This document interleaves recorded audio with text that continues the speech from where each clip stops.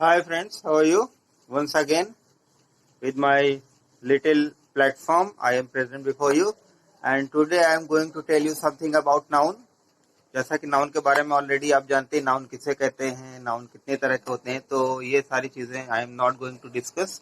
I am going to discuss those things that are very important for academic as well as for competitive purpose. So let's start our work. शुरू करते हैं हम लोग. आज हमारा पहला पार्ट है नाउन पार्ट 1. इसमें हम केसेस यानी कारक के बारे में डिस्कस करेंगे और केसेस जानना आपके लिए बहुत जरूरी है. तो कितने तरह के केसेस होते हैं उसके बाद उसको एक एक करके डिस्कस करेंगे.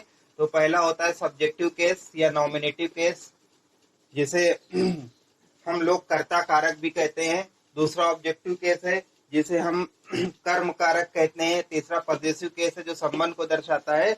और चौथा है वोकेटिव केस जिसको हम लोग कहते हैं संबोधन कारक. तो सबसे पहले हम इसको एक एक करके डिस्कस करेंगे. तो first of all let's discuss about subjective और नॉमिनेटिव केस.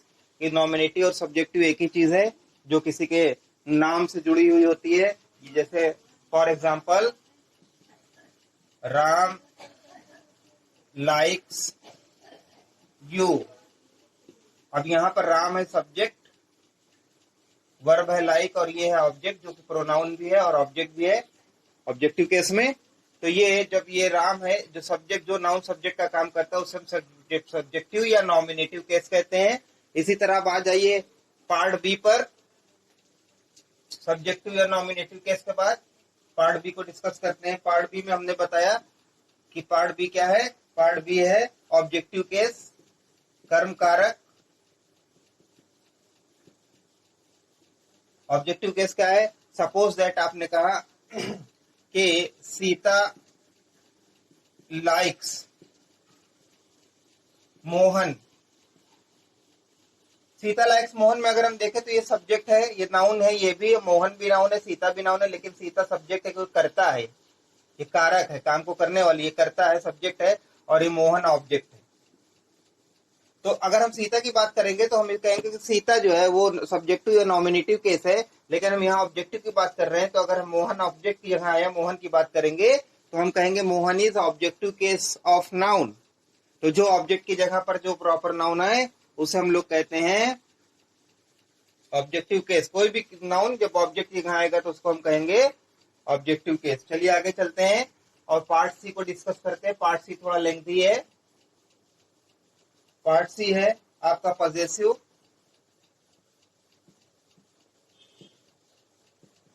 पजेसिव केस या संबंध को ये दर्शाता है.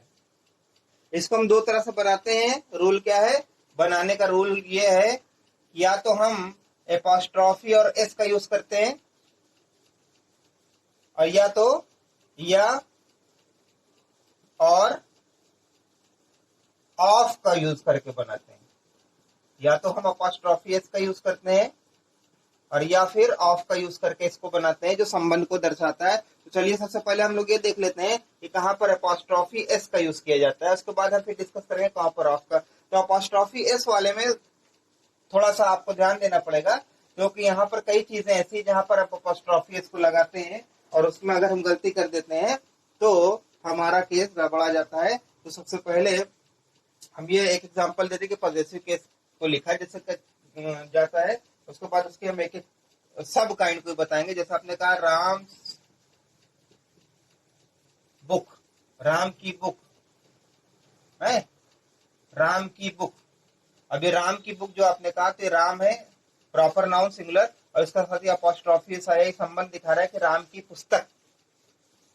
तो इसको हम कहते हैं कि अपॉस्ट्रॉफी का यूज करके और संबंध को दर्शाना. चलिए अब हम लोग आगे चलते हैं और हम देख लेते हैं कि अपॉस्ट्रॉफी और एस को लगा के हम कहां कहां इसको बना सकते हैं, पॉजिटिव कहां कहां संबंध दिखा सकते हैं और कहां नहीं दिखा सकते हैं, यही हमें जानना है. तो सबसे पहले हम इसका पार्ट 1 लेते हैं पॉजिटिव केस का. और इसमें हम आपको ये बता रहे हैं कि कोई भी ह्यूमन बीइंग, ह्यूमन काइंड या एनिमल्स जो भी लिविंग बीइंग है, लिविंग बीइंग के साथ यानी जीवित प्राणी, सजीव प्राणी के साथ, चाहे वो ह्यूमन हो चाहे वो एनिमल हो, हम अपॉस्ट्रोफी एस का यूज कर सकते हैं। जैसे अगर हम कहें, हमने आपको अभी एग्जांपल दिया लियो ह्यूमन बीइंग का कि राम्स बुक और डॉग्स कैटल, कुत्ते का घर, कुत्ता एक जानवर है, लिविंग बीइंग है। राम्स बुक या डेविड्स बुक, डेविड्स हाउस, तो ये ह्यूमन या एनिमल हो, लिविंग बीइंग के साथ हम इसका इस्तेमाल अपॉस्ट्रोफी इसका इस्तेमाल करके बना सकते हैं। चलिए तेजी से आगे की तरफ, और इसका सेकंड पार्ट डिस्कस करते हैं पॉजेसिव केस का। और उसमें हम आपको बताएंगे कि जब भी हम किसी टाइम बताने वाला कोई यूनिट हो, टाइम बताने की यूनिट हो, वेट यानी वजन भार बताने की कोई यूनिट हो, टाइम हो गया, वेट हो गया, मनी का कोई यूनिट, कोई सम बता रहा हो, कोई धनराशि बता रहे हो, या फिर हम कोई स्पेस, स्पेस यानी किनारा या जगह बताने वाले चीजों के साथ भी हम क्या करते हैं, we use apostrophe S. For example अगर हम कहें a week's leave, example a week's leave, एक हफ्ते की छुट्टी, हमने आपसे कहा कि टाइम बताने के लिए हम अपॉस्ट्रोफी एस लगा के संबंध को दिखा सकते हैं। दूसरा अगर हम ले, दूसरा एग्जाम्पल यहीं पर लें, तो हम अगर वेट की बात कर लें तो हम कह सकते हैं कि 8 टन्स वेट, टन आप जानते हैं वजन की यूनिट है, मात्रक है, 8 tons, TON tons, weight 8 kilograms weight. अब आगे अगर हम बात कर लें, तीसरा अगर हम मनी की बात करें तो हम क्या कह सकते हैं, हम कह सकते हैं आ रुपीज वैल्यू, आ पाउंड्स वैल्यू और डॉलर्स वैल्यू, वहां पर भी अपॉस्ट्रोफी का यूज करके हम इसको दिखा सकते हैं। याद रखिए टाइम, वेट, मनी, स्पेस। अब स्पेस की बात आई तो थोड़ा सा आपके दिमाग में चल रहा होगा इसको कैसे दिखाएंगे, तो चलिए हम बताते हैं आपको स्पेस के लिए कैसे दिखाएंगे। यहाँ पर बता देते हैं, जैसे कि ब्लेड का किनारा, जहाज का किनारा या खाली जगह, थोड़ी सी जगह जहाँ किनारे पर हो, उसके स्पेस के लिए हम लोग जैसे आ रेजर्स एज, जैसे रेजर जिससे दाढ़ी बनाते हैं, आ रेजर से, जब ब्लेड से एज, a razor, फिर apostrophe s, edge, edge means किनारा, ठीक है ना, a blades edge, इस तरह की बातें हम कह सकते हैं जिसमें हम स्पेस या किनारा या जगह दिखाने के लिए हम अपॉस्ट्रोफी और एस का यूज कर सकते हैं। चलिए अब हम लोग आगे चलते हैं। इतनी बात के बाद आगे हम अपॉस्ट्रोफी एस का यूज कहाँ कर सकते हैं, हम अपॉस्ट्रोफी एस का यूज वहां भी कर सकते हैं जब हम किसी निर्जीव चीज को या किसी ऐसी चीज को जो अब्स्ट्रैक्ट नाउन है उसको हम पर्सोनिफाई करके प्रस्तुत करते हैं या उसका मानवीकरण कर देते हैं, मानो कि वो इंसान है, उस तरह से उसको रखने की, पेश करने की कोशिश करते हैं, तो हम उसको अपॉस्ट्रोफी एस लगाते हैं। फॉर पर्सोनिफिकेशन, फॉर यानी मानवीकरण अलंकार आपने हिंदी में पढ़ा होगा, फॉर पर्सोनिफिकेशन जो हम करते हैं किसी चीज का, अपॉस्ट्रोफी का किसी ऐसी चीज का जो एब्स्ट्रैक्ट हो या निर्जीव हो, लेकिन अगर मानवीकरण करेंगे तो अपॉस्ट्रोफी एस लगा सकते हैं। जैसे आप कह सकते हैं कि ड्यूटीज कॉल, कर्तव्य की पुकार, ड्यूटीज कॉल, यहाँ पर देखिए अपॉस्ट्रोफी एस लगा हुआ है। डेथ्स, मृत्यु दिखाई नहीं देती, एब्स्ट्रैक्ट नाउन है, लेकिन हम कह सकते हैं डेथ्स आईसी हैंड्स, कहते हैं ना deaths, death puts her IC hands even on Kings, मृत्यु अपने हाथ चाहे जितना बड़ा राजा उस पर भी रख देती है। चलिए एक मानवीकरण में हम इस्तेमाल कर सकते हैं। अगले पॉइंट पर चलते हैं जल्दी से, और कहाँ अपॉस्ट्रोफी एस का यूज कर सकते हैं, और हम अपॉस्ट्रोफी एस का यूज कर सकते हैं कुछ डिग्निफाइड नेचुरल ऑब्जेक्ट के लिए, कुछ ऐसे जो यूनिक या डिग्निफाइड, यूनिक या डिग्निफाइड नेचुरल ऑब्जेक्ट, जैसे सन है, मून है, dignified natural object, natural object. तो आप लोग समझ गए होंगे हम क्या कहना चाह रहे हैं, कुछ उत्कृष्ट और प्राकृतिक चीजों के साथ हम अपॉस्ट्रोफी एस का लगा के संबंध दिखा सकते हैं। जैसे हम कह सकते हैं द सन्स रेज, एग्जाम्पल के तौर पर द सन्स, सन एक यूनिक थिंग है, सन्स रेज सूर्य की किरणें, यहाँ पर देखिए हमने अपॉस्ट्रोफी एस लगाया हुआ है। आप कह सकते हैं द अर्थ सरफेस, द अर्थ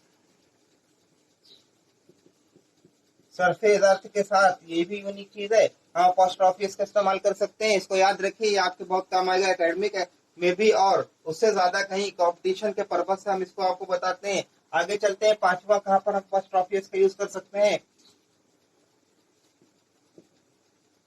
चलिए कोई भी, एवरीबडी, एनीबडी, नोबडी, ऐसे ये शब्द जब भी ये प्रोनाउन आते हैं सब्जेक्ट के तौर पर, जैसे एवरीबडी, नोबडी, इस तरह के जो भी प्रोनाउन हमारे सामने आते हैं, एनीवन, जिसमें किसी की बात करते हैं लेकिन निश्चित नहीं रहता हम किसकी बात कर रहे हैं, समवन, तो हम क्या करते हैं कि ऐसी चीजों के साथ नो वन, एक और याद आ गया, नो वन एटसेट्रा, इनके साथ भी हम अपॉस्ट्रोफी एस का यूज करते हैं, लेकिन एकदम लास्ट वाले लेटर के बाद हम इसको यूज कर सकते हैं। जैसे एवरीबडीज,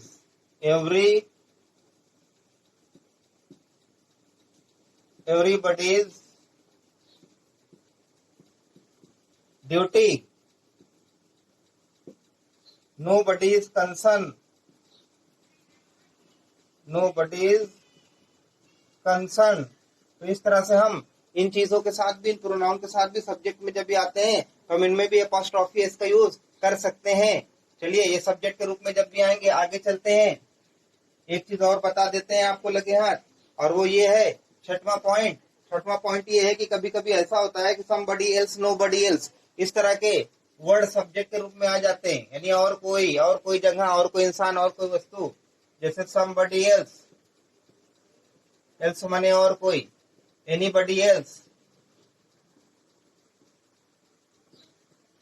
इस तरह के वर्ड आते हैं। जहां भी else लास्ट में लगा होता है तो हम उसका ये पॉजिटिव बनाने के लिए हम else के साथ अपॉस्ट्रोफी जो होते हैं, somebody के साथ नहीं, दूसरा वाला शब्द जो है else के साथ।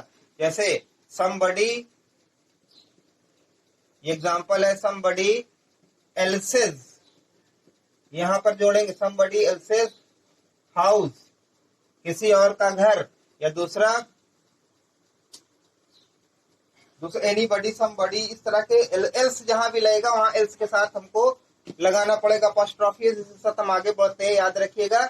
और अगला पॉइंट बताने की कोशिश करते हैं आपको। देखिए कुछ शब्द ऐसे आते हैं जैसे ईच अदर, हालांकि ये ईच तो प्रोनाउन है, लेकिन जब ये सब्जेक्ट के रूप में ईच अदर या वन एंड अदर, इस तरह की चीजें जब आ जाती हैं तो हम वहां पर अदर के साथ अपॉस्ट्रोफी एस को ऐड करते हैं, ईच के साथ नहीं। जैसे ईच अदर या one and other, one and other, तो हमको करना कहाँ है, अदर के बाद। जैसे ईच अदर, ये तो हो गया, यहाँ पे लगाएंगे अपॉस्ट्रोफी एस, अदर्स कंसर्न, हर किसी की चिंता। इसी तरह से वन एंड अदर्स थिंकिंग, इस तरह से हमको लास्ट में अदर के बाद ही लगाना है अपॉस्ट्रोफी एस। चलिए आगे चलते हैं जल्दी से, क्योंकि आज हमें सिर्फ केसेस पढ़ाने हैं, और अपॉस्ट्रोफी संबंध पॉजिटिव केस में थोड़ा ज्यादा नियम कानून है, इसलिए हमें इन्हें बताना पड़ रहा है। चलिए, जब भी कोई कंपाउंड नाउन आएगा, कंपाउंड संयुक्त नाउन आएगा, कंपाउंड नाउन में, तो हम उसके साथ हम कंपाउंड नाउन में, संयुक्त नाउन में हम लास्ट वाले शब्द के साथ अपॉस्ट्रोफी एस का इस्तेमाल करेंगे। जैसे सन in law, sun in law आप जानते हैं क्या होता है, तो यहाँ पर अपॉस्ट्रोफी लगे, son in law's car, son in law की कार, ठीक है ना। और the government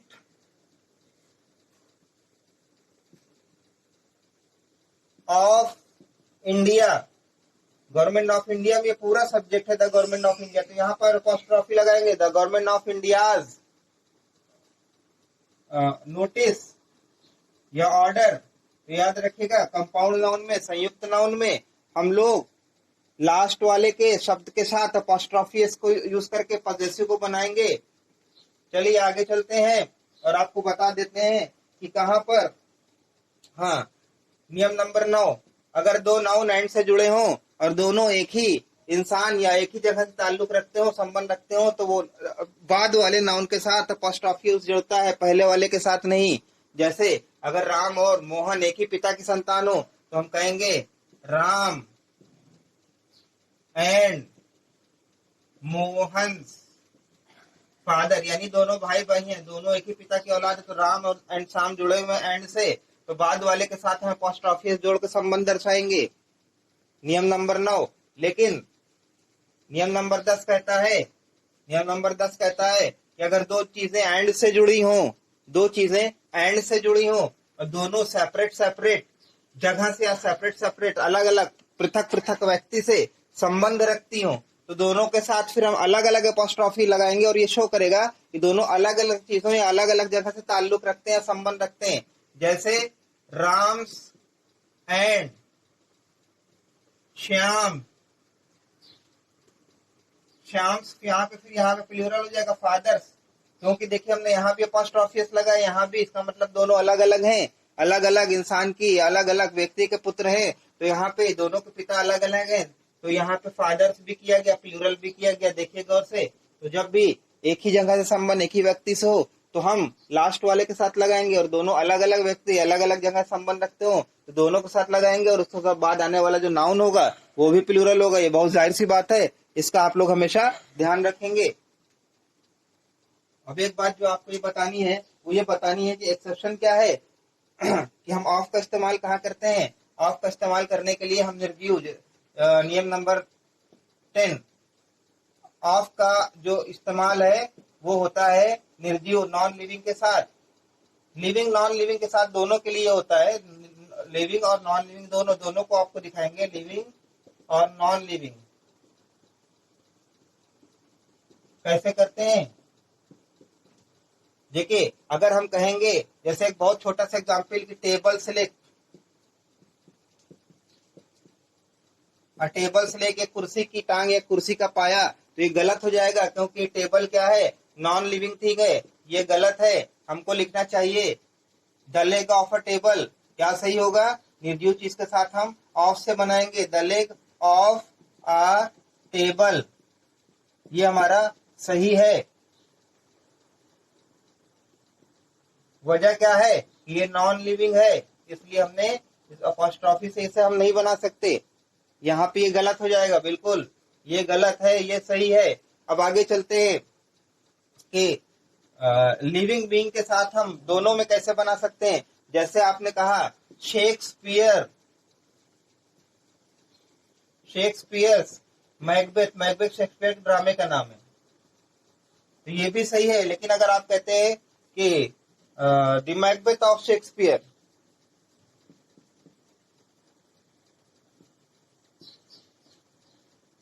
Macbeth of Shakespeare, तो ये भी सही है। अब आप समझ गए होंगे, आज हमें बस इतना ही पढ़ाना था। केस के बारे में एक लास्ट बचता है, वो भी देख लीजिए बहुत ध्यान से, उसके बाद हम इसको रैप अप करेंगे। और ये है कि अगर हम ये लिखेंगे, अगर हम ये लिखते हैं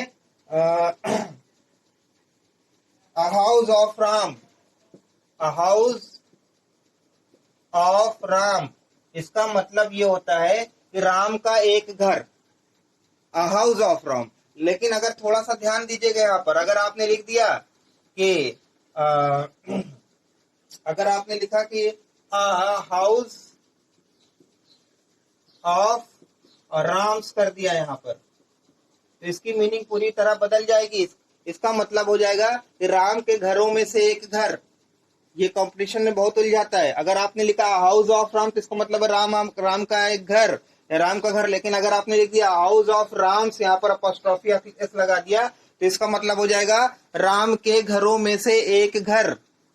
याद रखिएगा दोनों का डिफरेंस फिर से, हाउस ऑफ राम, राम का एक घर, लेकिन हाउस ऑफ राम्स कर दिया तो राम के घरों में से एक घर। तो ध्यान रखिएगा। बस आज के लिए इतना काफी है, और इसके बाद अगले वीडियो में हम आपको इसके क्वेश्चंस सॉल्व करवाएंगे स्पॉटिंग एरर्स के, और उसके बाद अभी नाउन चलेगा। फिर हम नाउन के दूसरे पार्ट में आपको नाउन नंबर बताएंगे। और तब तक के लिए I am going to wrap up my this episode. Okay, thank you for being connected. Let's meet in another meeting. Thank you.